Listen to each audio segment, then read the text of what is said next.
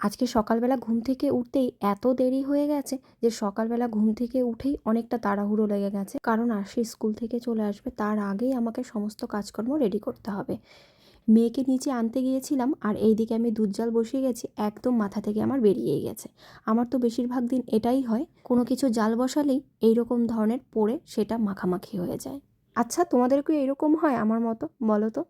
আর এইসব ক্লিন করার জন্য এইরকম ধরনের নোংরা টাওয়াল কিন্তু আমরা কেউই পছন্দ করি না। কিচেন বা ঘরের যদি কিছু নোংরা থাকে, আমি তো কতক্ষণে পরিষ্কার করব সেই চিন্তায় পাগল হয়ে যাই। কথায় বলে না, তাড়াহুড়োর কাজ বেশি বাড়ে, সত্যিই তাই।